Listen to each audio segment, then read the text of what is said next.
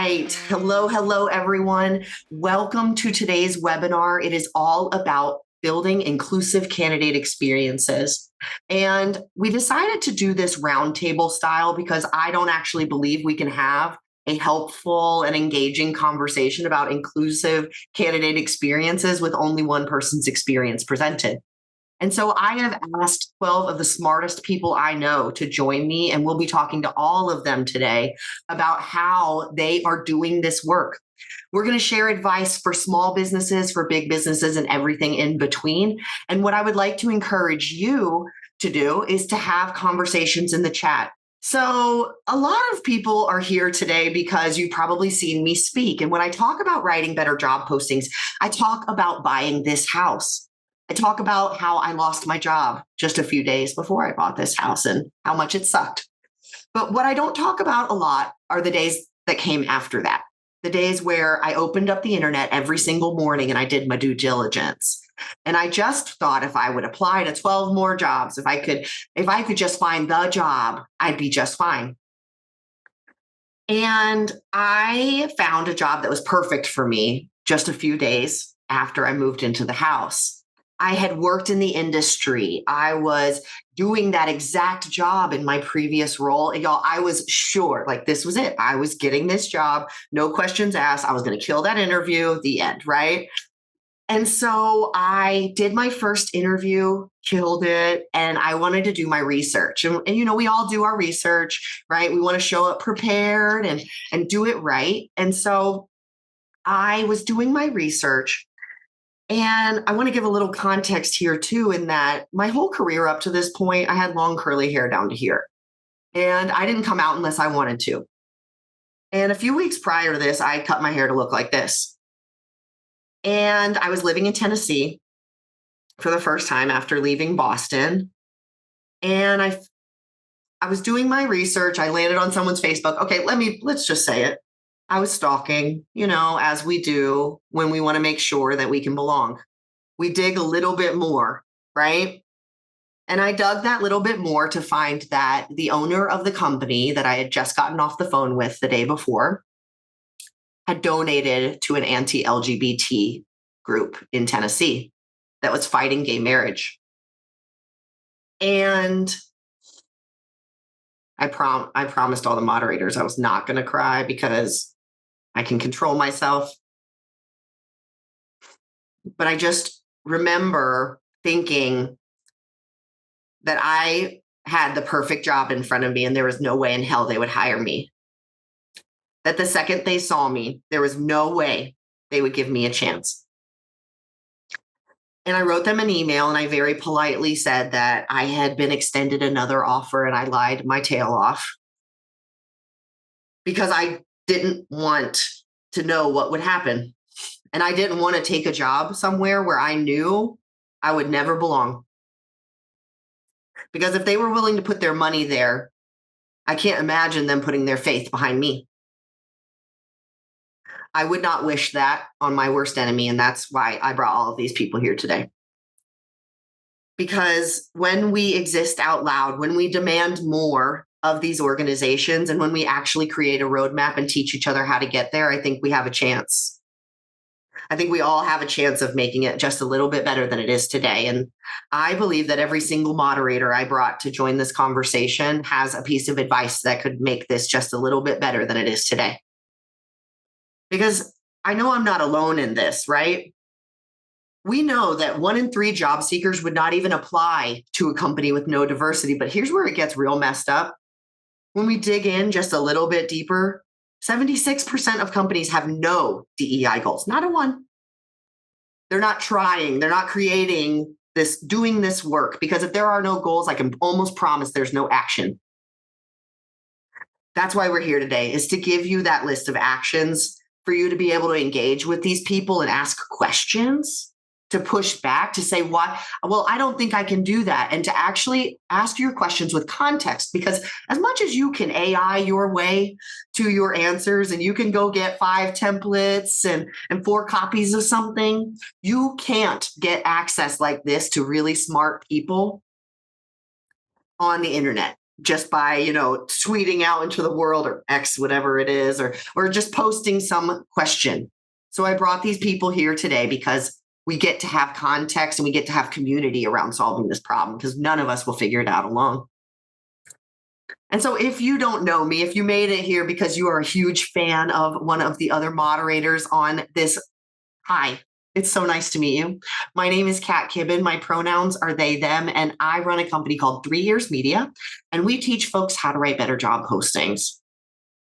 I am also an advocate and someone who lives out loud purposefully because I think experiencing others is how we get to make space.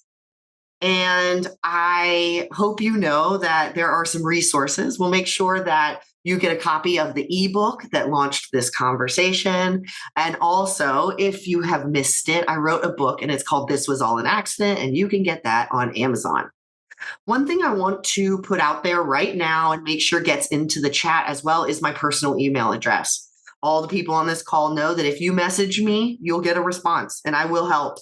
And I have a feeling that pretty much everybody on this call is more than happy to help with anything you need. Bonus, I'm also the only Katrina Kibben in the world. So if you spell my name right, you'll find me. If you spell my name wrong, you'll find a priest for the U.S. House of Representatives, and you will know you were in the wrong place.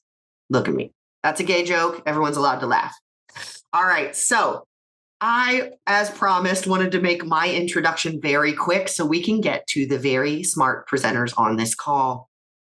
Something that my team and I do are these candidate experience audits where we look at the different steps of the candidate experience journey and kind of dig in to create a number or some benchmark that helps us understand what good, bad, and ugly actually mean instead of just saying that sucks, which we all know is not helpful or kind. So what we built our ebook off of is kind of thinking through the phases of the journey and then asking our friends to give us some advice. And that's how we brought all of these people together.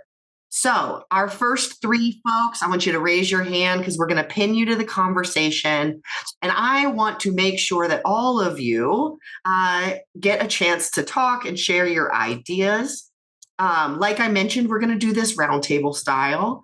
And so I want to make sure that I'm going to pin each of you and make sure you are on the screen. Perfect. I got everybody, Melissa. No worries. Okay. So I want you to meet three brilliant folks that are here today to talk about their own work building more inclusive candidate experiences. And so we're going to start with my friend Sarah, who is doing some really impactful and really, I'm always proud of the work you do, Sarah, because what I watch is that you do it ethically, you do it with kindness, and you do it with all your heart. And whenever you put something out there, I know it is with big love in this world. And the advice that you shared in our ebook was all around removing identifiers. And I think a lot of people think it's just like, delete the name from this resume, but it's more than that. I would love if you can talk just how we do it, but why it's so important. Well, thank you first and foremost for having me. Of course, in typical fashion, my dog loses his complete mind in the background just as I'm supposed to start talking. But I am so glad and honored to be a part of this group and to be able to share just my thoughts and feedback and the pressure of going first in this moment. So what I will say is that studies have shown in the most recent, I brought some receipts, some notes with me. The most recent was a study published by Zippia in May of 2023. And then we saw similar information coming out of Harvard Business Review in June. And that was focused more on international perspective. And then Forbes published an article in September about Black and brown people who were changing their names on their resumes, using their middle name, using just their initials and so forth to kind of get through the screening process. And so, but Zippia's data is particularly alarming that removing just the name from resumes increases the likelihood by 46% for women to be Oh, hired for positions, 46%. That white sounding names get called back 50% more of the time than black sounding names, and 30% more than Asian and Indian sounding names. Only 20% of applicants who are not white, male, or graduated from an elite school get callbacks. And then when the identifiers are removed, the number of candidates who get callbacks that are not white, male, or went to elite schools jumps to 60%. So that's why I say removing identifiers are important. We talk a lot about bias in hiring, and we talk about horns and halos and similarity bias and first impression bias. What we're really talking about is racism and sexism, and we need to stop playing with the terms and call it what it really is. And so when you remove those identifiers, people from traditionally marginalized identities, people from protected classes, and just the general silliness, pettiness of recruiters and hiring managers gets eliminated from the recruiting process, and it allows qualified candidates from traditionally marginalized backgrounds to move to the center. Because here's another fun fact: people of color, women, the LGBTQ plus community, those of us with marginalized identities, people who don't have college degrees, or those of us with marginalized identities do not apply to jobs unless we meet 85 or more percent of the job description. So when those identifiers are removed, we are naturally going to rise to the top because we are overqualified off the break. yes. Yep. So that's the reason why I believe removing those identifiers are so important. And when I recommend this, when I work with clients on recruiting roles, I do this naturally. We don't even talk about it. When you get a candidate's resume from me, it is not going to have anything that's going to indicate their name, anything that I think might tip off their age, anything I think that might tip off their gender, where they went to school, if they went to school, any prior organizations that the person may have worked for, because we tend to value some more organizations more than others. Oh, they worked at Google. Oh, they worked at Meta. Oh, Yes. we don't know that just because they work for that organization that they have the skills and qualifications necessary. Sometimes working for a small or a mid-sized organization where your role is very broad is going to give you much more experience than you get at a very large organization where your focus may be very narrow. So let's focus on what the person did and not where it is that they worked. We want to remove affiliations and hobbies.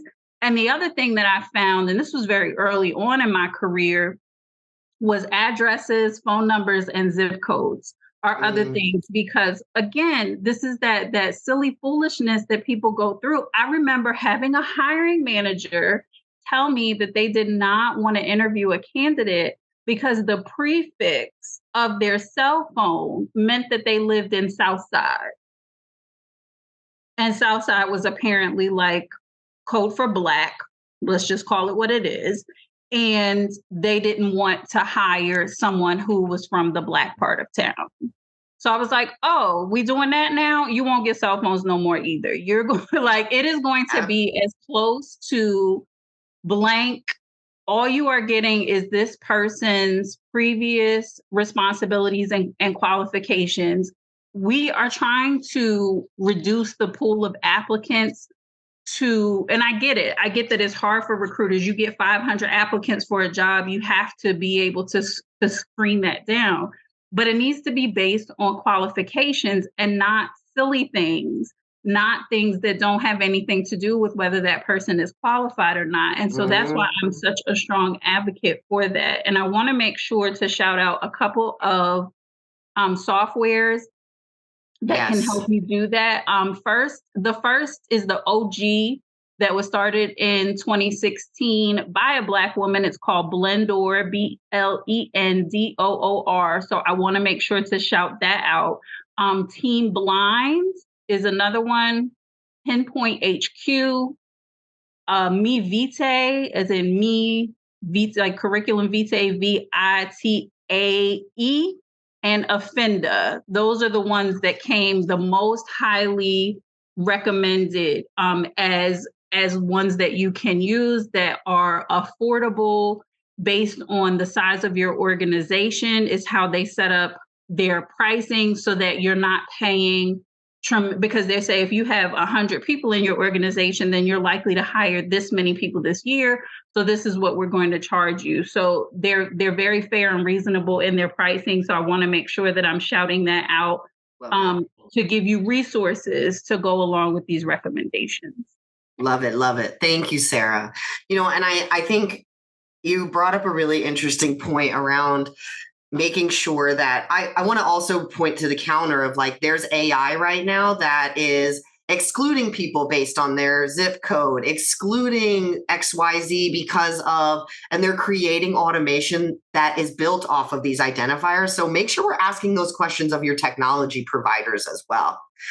Thank you. Rona, I want to talk to you a little bit more about the small touch points, because Sarah just said, like, if we remove those identifiers, these people are overqualified and incredibly able, right? You get there. How do we build touch points through the candidate experience that help them actually move forward and not be so scared? Yeah, I love to tell people, I love this topic. This is my absolute favorite topic because the small touch points are usually overlooked. Yes. Everyone just like takes them for granted, thinks like, okay, this is just business as usual.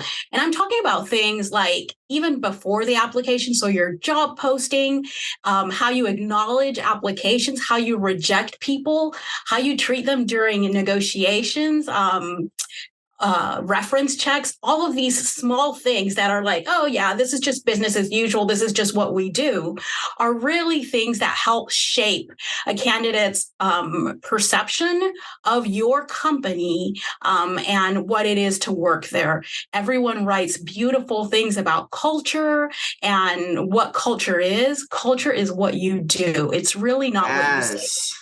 And people evaluate what you do before they even apply. They get a stronger impression of it as they go through the interview process, and they learn the truth when they start working with you. Exactly. So the more you do to be intentional about how you're treating people, making sure that what you're saying really backs up during the interview process, is how people really get to shape a true perception of who you really are. I'm talking about things like sending thank you notes after interviews, asking people if they need accommodations. It's so interesting. The bar is so incredibly low that when I send a interview scheduling link, everyone has software to do this, and you ask a candidate, do you require any accommodations? And then you actually honor those accommodations. People are like blown away. Like, oh my gosh, I can't believe that you turned on captions in Zoom because I said I needed them. And It's like, that's a no-brainer, but that's how you really put your actions behind what you're saying. Yes. I'm like, no, go ahead. No, I was saying thanking people after an interview for their time is something, it's funny. I started doing it after I worked with a hiring manager that was judging people based on if they sent a thank you note or not. And yeah. People here on this call have probably heard me speak about this, but I turned it around and I'm like, no, wait a minute. We have jobs. We're going to thank these people who don't, some of them might, or they're spending their time to interview with us who are in a position of power. We're going to send the thank you notes before. Yes. That blows candidates' minds. And it goes back to that show, not tell. If your company is spending hundreds of thousands of dollars to write an EVP, may I suggest that there are a lot of other places where you could have a very high impact for way less money, for real. And I want to give a shout out to your newsletter, because I think as far as show versus tell, you do and teach that practice constantly. So, Rona, make sure that link I have it actually into the chat. Everybody get over there. Make sure you subscribe. Steph, I just put it in there. All right, Pamela, I want to talk to you a little bit about teaching people interview techniques, right? Because we can, again, the digital experience, you show up and then it's all different. That's a big show too. So what do you think people should keep in mind when learning to interview candidates? I think coming from both sides of this is really remember what it feels like to be the candidate. Put yourself in their shoes, and kindness matters, right? Like they said, they maybe take time off to come to this interview. They may not have a job and have bills and be afraid they're going to lose their house, similar to when you bought your house. Like, you really have to connect with people and treat them like the individual. Thank them for their time when they come in. Make it feel human to them. For me, like, I used to tell people, like, oh, this can be very scary, and I don't want you to be scared of me as the hiring manager. Like, this should be a conversation. If you're uncomfortable for any reason, that's on me. So, take a breath if you need to, like, shake it off, and, just have a conversation with me. And it's okay to ask me to repeat myself. And I may make a mistake too. Like, we all make mistakes. So, this is for both of us. I think everything is a learning experience. And so the same thing with hiring as I do with training. It's, this is an agile experience. We're going to make a plan. It's going to go off the rails. We're going to make a new plan.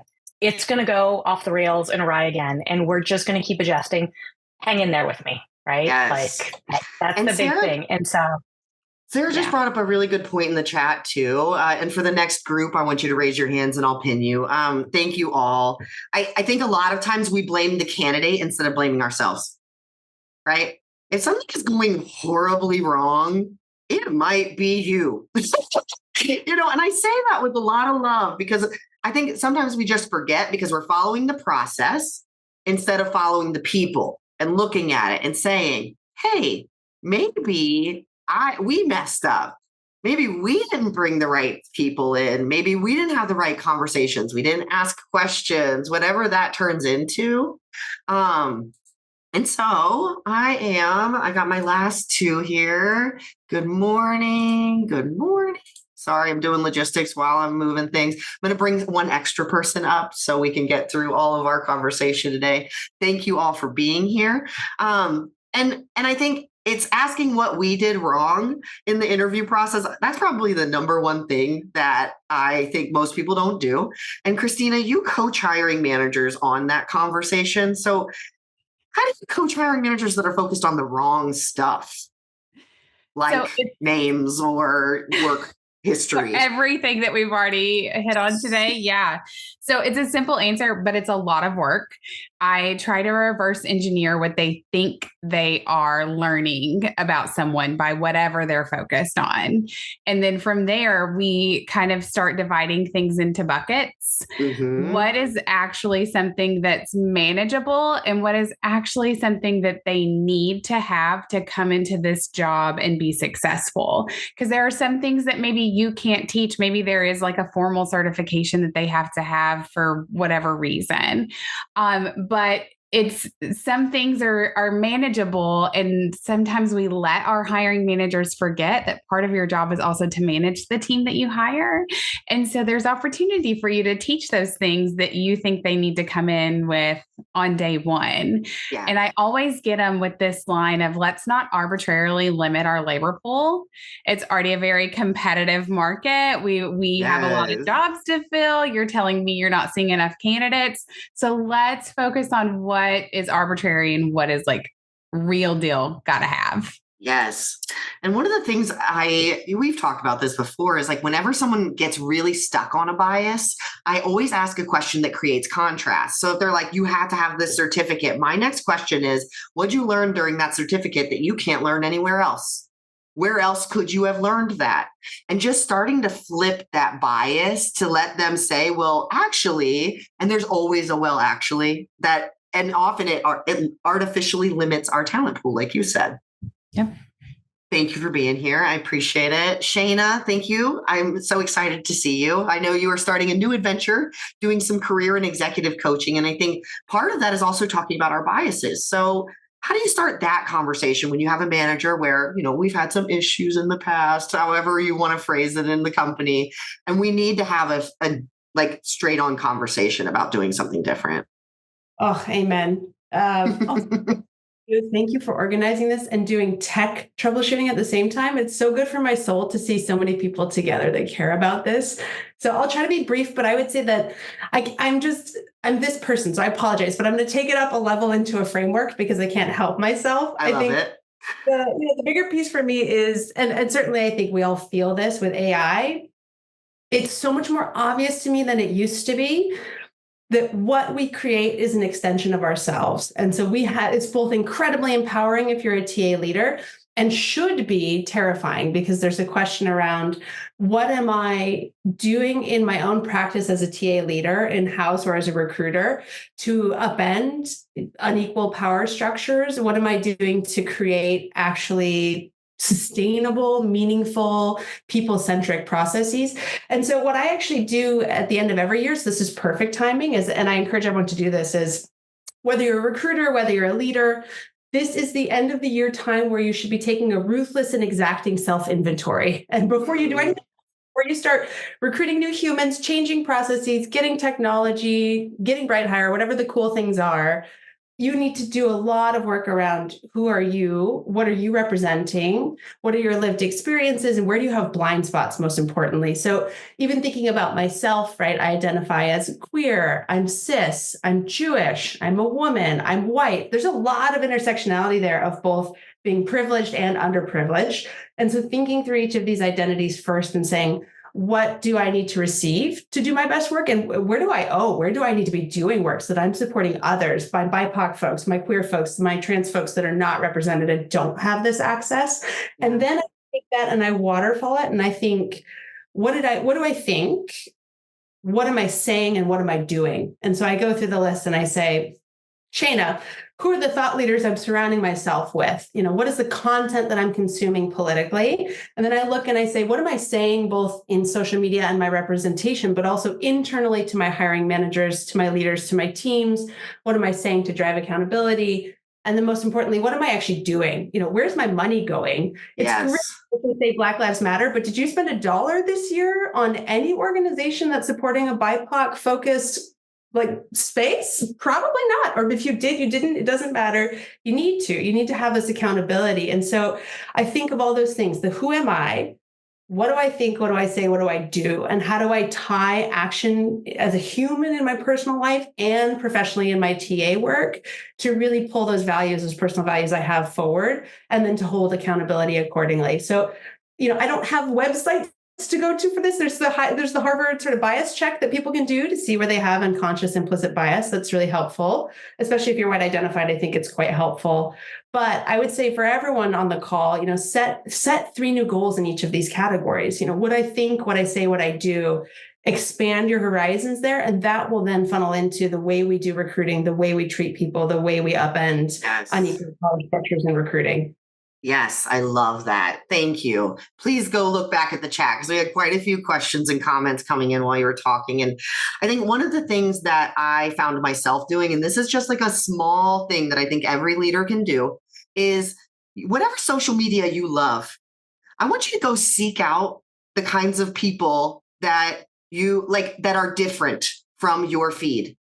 I find myself very consistently trying to just follow new accounts. Look at new hashtags, looking at different posts. Tara is actually a place where I find a lot of things that have helped just change my worldview. And all of these people have been. And so maybe on a micro level, you audit what is in your news, what you see on social media, right? And Jen, I'm so excited you're here because I think what I see from you, and you're a recruiter who is actively doing this every day, is I find that I watch you do it and then show it. do it and then show it, especially when it comes to accessibility. And so I would love to just talk a little bit about the guidance you're giving. And I know you have a slide actually that I have encouraged Jen to share today to just talk about some of the things you can do, because I think a lot with accessibility, we think, oh, it's if somebody starts dropping a, acronym on you instead of being like, here's what I can do to be a decent human. I would just say, one of the things I think about, number one, creating a safe space, with your candidates. I always work to build trust, and I tend to do it pretty quickly. I'm pretty open about myself. And so I do like to lead with kind of how I'm wired, and that kind of, helps candidates to reciprocate. My goal is to give candidates a really good prep, as they're walking forward into their interview. And one thing I always say to them is, I'm going to give you as much information as I can so that when you get there, you can run and you can just be your best self. Because guess what? You're confirming what they already believe to be true. So you're just kind of sealing the deal. And so regardless if you have a visible or invisible disability, performance anxiety is a real thing. And so prepping is key. And it can help alleviate when you do give them that prep. And so what I like to do is provide prep materials in written long form, auditory. So I offer a verbal prep, so I can kind of walk them through it. I provide infographic style preps, because if you're like me, I like to see the big picture and kind of give me a short form and a nice, picture, and then it kind of sinks in and makes sense. And then what else? And then also, like, how do they need to set up their environment? Like, if it's a coding interview or a design round, is it going to be whiteboarding? Is it going to be like some type of live coding round? Can they have a take home? Yeah. And then also, I love asking the question too, like, if they need accommodations, what have you gotten in the past? I mean, and I want to recognize that we are still working at Reddit, on our accommodations, and like, what do we package and offer, to all candidates? And so I like to lead with understanding, what have you got in the past? What can help you fly? And then if you don't have accommodations set, you need to check in with your TA leadership, with HR, or with legal, all those folks, so just, make sure that you're doing that. But those are some of the main takeaways I would give. I love that you actually provide a lot of options too. And I've seen you do that. And there are a ton of people in the chat right now singing your praises and also asking if you're going to share any of your templates, which I know you did prepare in a shareable format. So get eyes on the chat, y'all. And Jen will share the tools that she's created to help people facilitate this process. You have put your money where your mouth is on all of this. And I absolutely love watching the work that you do. Awesome. And so, Tara, I want to talk, one thing I want to flag really quick is this idea that we put a lot of people in interview scenarios where standing in front of people and talking is not actually their job. Right? And I think the other part of it is being really consistent in those interviews. And it's a lot harder than it sounds. And so I know that's the work that you're doing right now to help organizations on your own in your new consulting business, which, by the way, everybody follow, and check out the website. But would you mind sharing a little bit more about that work and kind of the things you want to keep in mind? Yeah. It's so interesting to me because I think, for some of us who don't come from families where corporate working was the thing. Like my dad worked at Ford on the line for 40 years. He knew nothing about working in an office. My mom was an accounts payable clerk forever. So she didn't ever advance or anything like that. So there are tools to the trade of learning workplace, success that I just never kind of knew. And I assumed when people got nice titles and, kept getting promoted, that meant they got smarter. And that's not necessarily true, as we all know. And so one of the things that I think one of the things that I think, and that was just such a revelation in my career, and I got this late, by the way, y'all. It's not like I was 25 and I got it. I was literally probably a director level recruiting going, so this VP actually doesn't know what they're doing.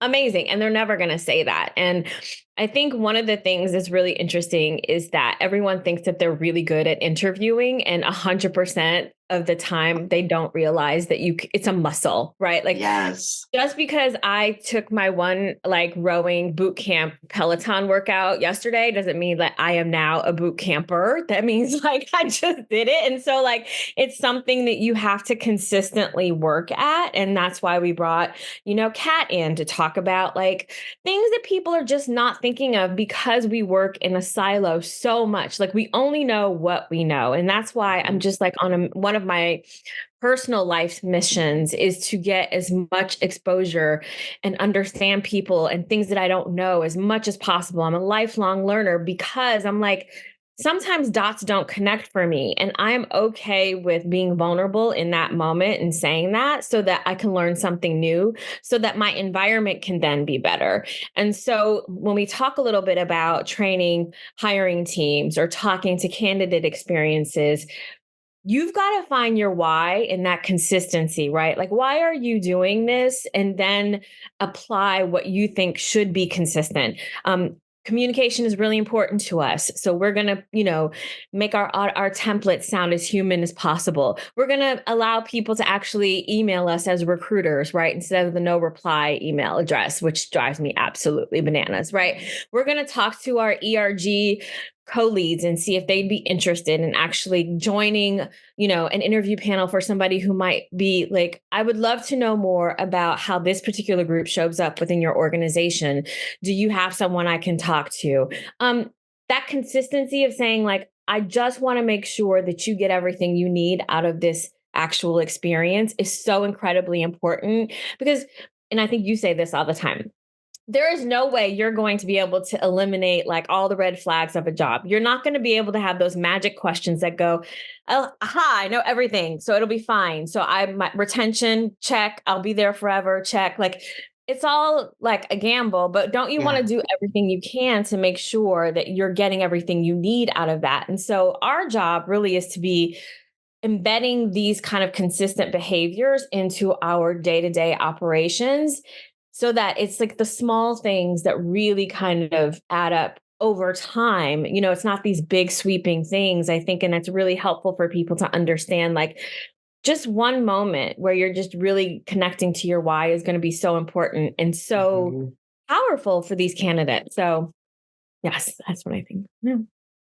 There was a question in the chat about what steps you're taking to help managers be prepared for the interview process. And I know this is one of your specialties, so I wanted to give you a 2 question. Sorry, I'm putting you on the spot, but No, it's true. So as much time as we spend looking for candidates, we should spend that same amount of time training these hiring managers to actually speak to the candidates, because I think that it's your goal is for them to have an impactful conversation where everybody walks away and says, yes or no, or maybe I'd like to find out more. But I think that, especially if you talk about middle managers, like there's a lot of studies that just show, like I just did a training for a transportation company, and I asked about 200 plus managers, did they get training when they got promoted to their first managerial role? And 78% of them said no. So like we're assuming because you get promoted that you know what you're doing. And so one of the things that I think is really important to talk to a manager, and a lot of what we've already said here, right? Like this is how you look at a resume. This is something a little bit about this candidate. When I talk to them, this is, they emphasize that this thing was important. They had more questions about this particular thing. Ask these kind of questions so they're open-ended. Don't you be the one who's doing all the talking, right? Because like you want to hear from them and then leave it open for them to be able to ask you questions.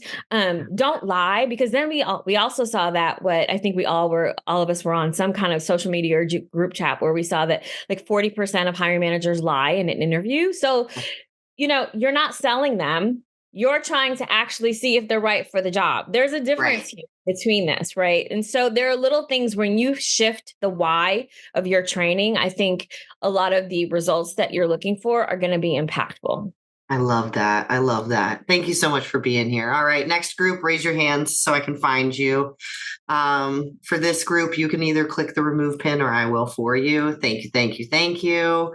And I think if you're watching the chat, you're seeing, I think this interview section is one of those areas where a lot of people are I'm not going to say lack confidence, but I think we're lacking the know-how or the advice from people to hear actually what other people are doing and not create something that maybe is like a little too much work or it's not realistic.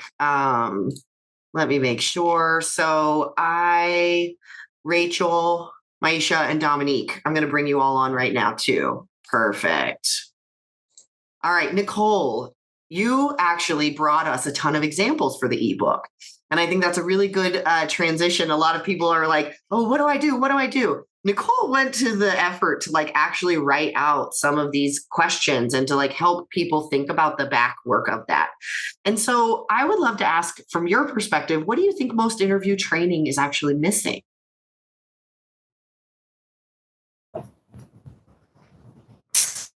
Hey, thank you for that question, Kat.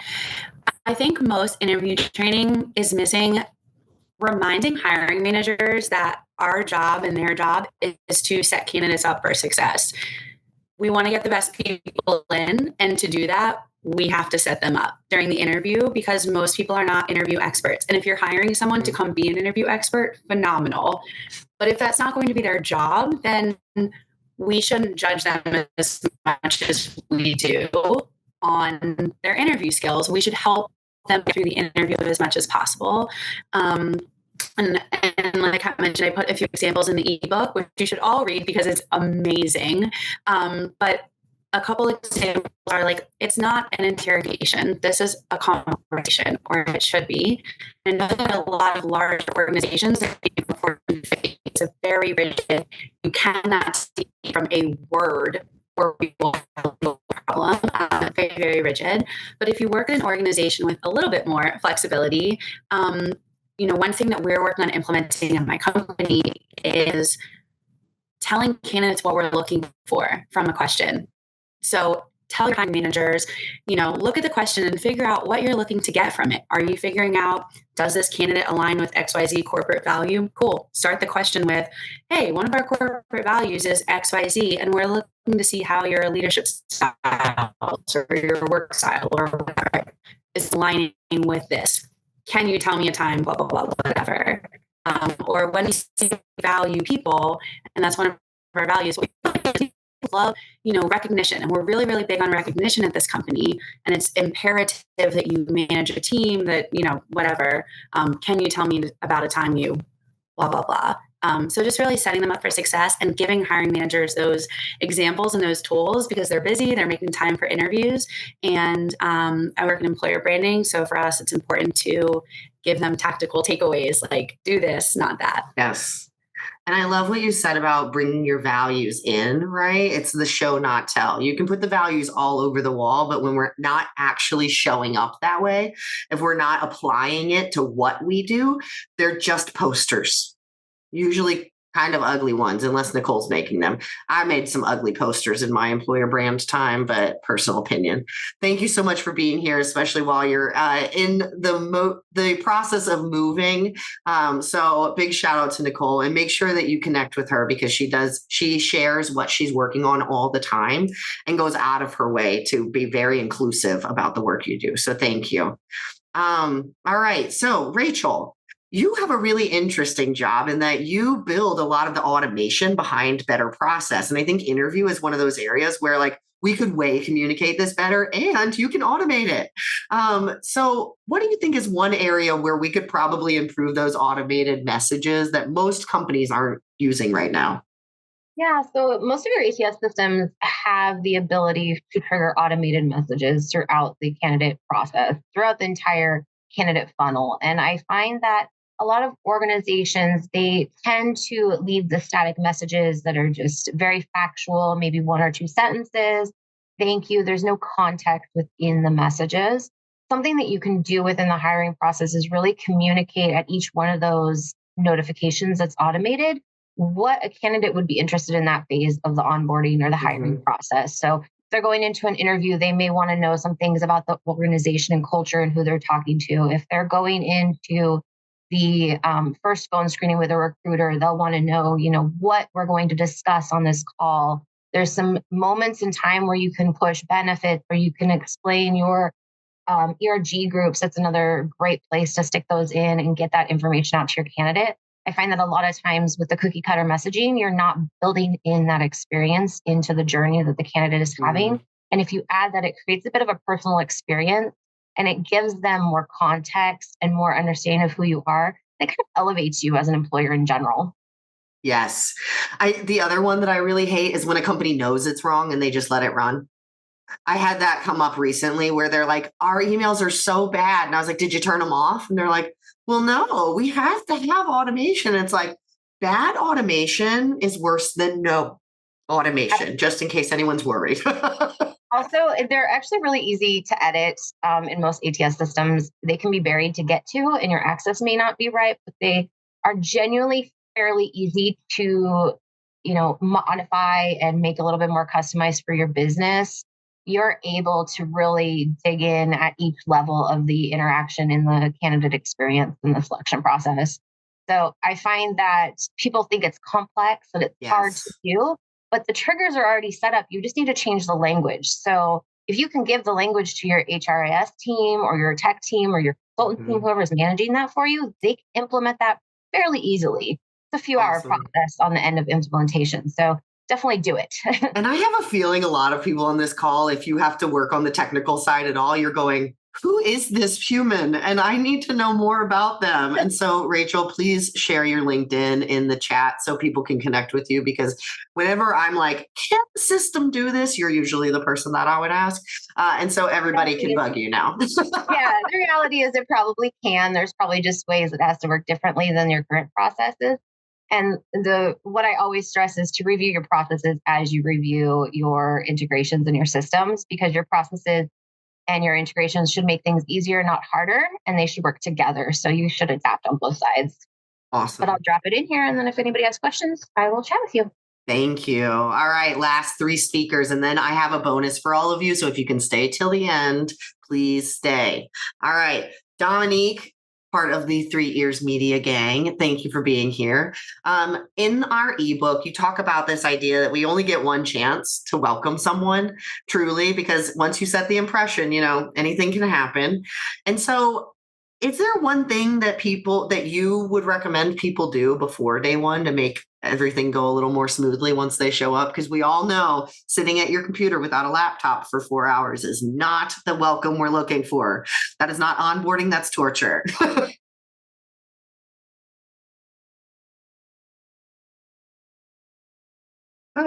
Yes. Thanks again for having me and for everyone being active in the chat. That's been fun. In the ebook, I wrote a lot of things that were from a perspective of welcoming a trans employee, a non-binary or transitioning employee. But beyond that, beyond a harassment policy, having bathrooms that are gender neutral, telling people where the bathrooms are and where to park or what public transit to use to get to your office, all of those types of things, an arbitrary dress code, all that's in the book. But beyond that, I think something that you can do for everyone is make them feel welcome. We don't want to arbitrarily limit our pool when we are hiring for people. But once we have hired someone and it's their first day, it's okay to let them think that we limited it to just people just like them because we wanted that person. They're going to come here and fix something for us that we just desperately needed. Kat Kibben, and only Kat Kibben will be able to fix this for us, no matter what they're doing. You can treat them like they are the mystical ingredient that's going to make your company next level. I went with my sister once to Goodwill. My sister has some physical and intellectual disabilities. And I went with her once to a job at Goodwill that she was working at. And everyone greeted her like, oh my God, Ashley's here. She's going to save us all from, bankruptcy and a dragon, whatever. And they were more happy to see her than we are at Thanksgiving or Christmas or family reunions or anything to see anyone. And I thought, wow, I've met her. She's not going to save you from a dragon. And we're so excited. And she's in school right now. She's required to be here. A teacher brought her here. This is great. But they were just like, huzzah. And I've been at jobs where they just made it very clear that they didn't remember that I was coming. They didn't clear off the desk. They didn't give me the laptop for 4 hours. The person's name was still on the door wrong. And so I say, make everything as personalized as you can.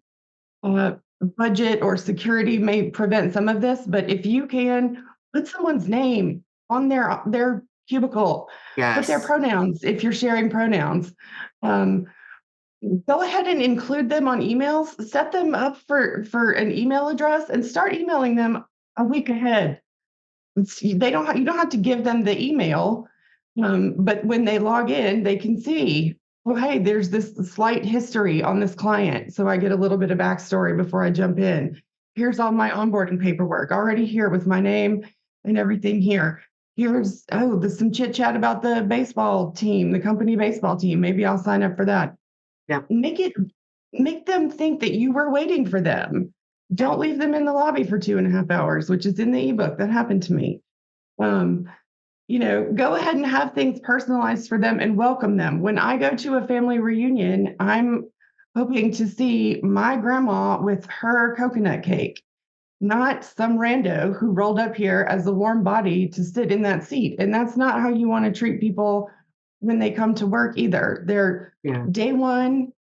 Even if you're remote, you can set a meeting agenda for so many people that we talk to can start their day every day with an all hands, which seems insane to me, but whatever. We all talk for 5 minutes every single day, or our team does, or what have you. Send out an agenda. Item number 1, we're welcoming Kat to the team. Put their name on there, 3-sentence bio. Don't make them tell us 75 fun things about themselves because nobody wants to do that crap. But give them an opportunity to say hi and wave at the camera if they want to, and make it seem like we got Kat, because Kat went to Berkeley and learned about blah, blah, blah software that we are going to try and update next week. And they're going to be able to help you on your teams. Exactly. And this isn't some Walmart greeter that we pulled in off the street because we just needed someone. It's a person that we hired that's an individual, and we're going to treat them as one, and we're going to welcome and make 2 truths and a lie. Absolutely not. We're not doing that. I don't care about but just all of that. Make them feel like you thought about them and we're waiting on them.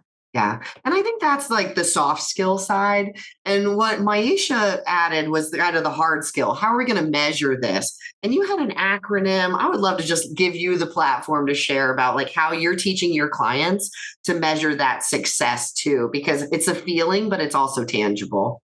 For sure. And I'll give you the 60-second version so we can hear from Heather.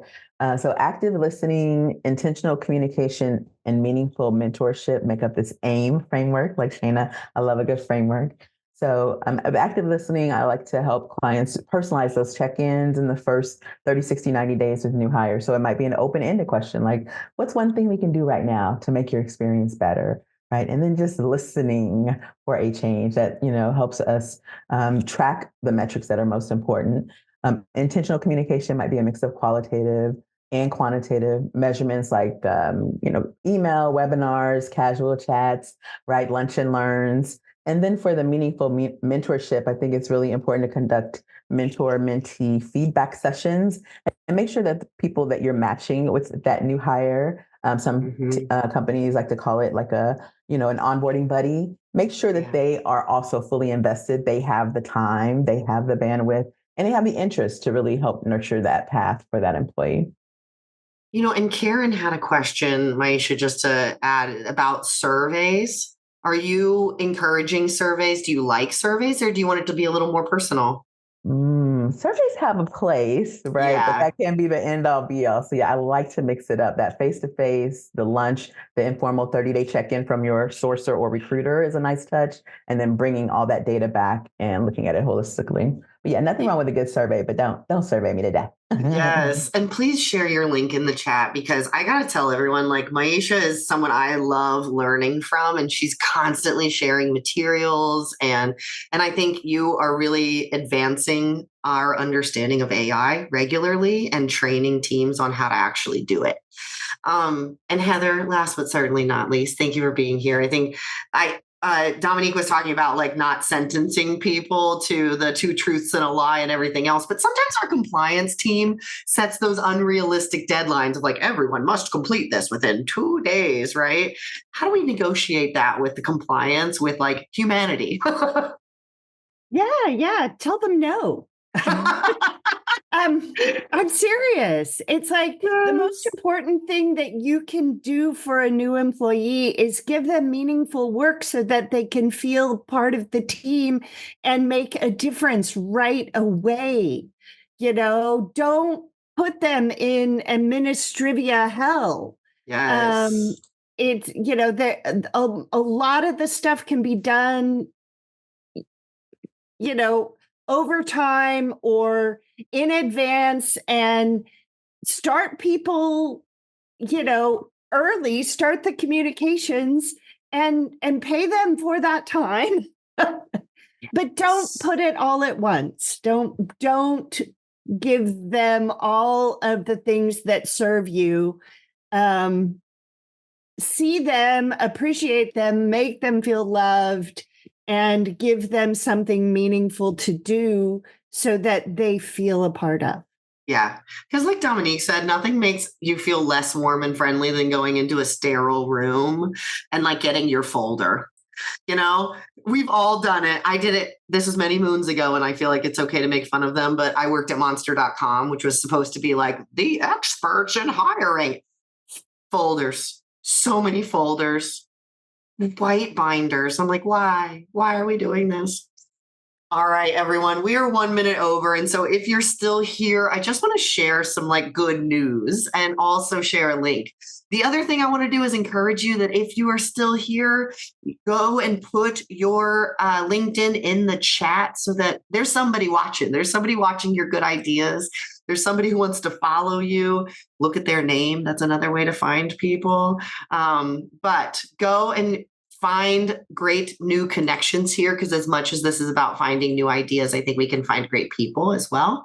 And I want to share our good news / my little bonus here. So in case you missed it, Melissa has been sharing this link in the chat. And if you want the extended version of the advice that everyone on this call offered you today, get your phone out and scan this like you would a restaurant menu. You're going to hold your camera over it. It's going to pop up a little link. You're going to click on it. It's going to give you the ebook for free. Again, all the extended advice from everyone, the examples they gave us, because, we had a lot of smart people here today, so we were moving quite fast. And the other thing I want to tell you is that because you showed up here today, we're going to be paying it forward a little bit. And so when I was living in the van, I drove across Montana, and it is very rural and very scary for somebody like me, I'll say it. And my girlfriend and I, we drove past this billboard, and it made me feel something. It made me feel like I could have hope and a little bit of faith. And I know that it does this for people every single day. And so I went to the bookstore that is listed on this, if you zoom in really well. And I went and told them thank you. And one of the things they said we could do to support is by sponsoring this billboard. And so because all of you showed up, and because I think this is really special, and paying forward an act of kindness and an act that just makes people feel like they can belong is kind of the whole reason we're here. My team and I are going to sponsor this billboard for a month. And so if you happen to be in Helena, Montana, and you see the billboard, you can take a picture and send it over. But I just want you to know that you showing up today and you caring is going to pay it forward for some kid who probably really needs to see this week. And so that billboard will be in honor of us and everybody else. And thank you so much for being here. I will make sure that this recording is available to everyone no later than Friday. And if you have any questions, if you're curious about a topic we discussed today, I want you to go to these speakers because they are the experts and they are brilliant. And I'm so, so thankful that people like this exist. So thank you for being here. Have a wonderful week. Go out and help someone feel like they can belong here.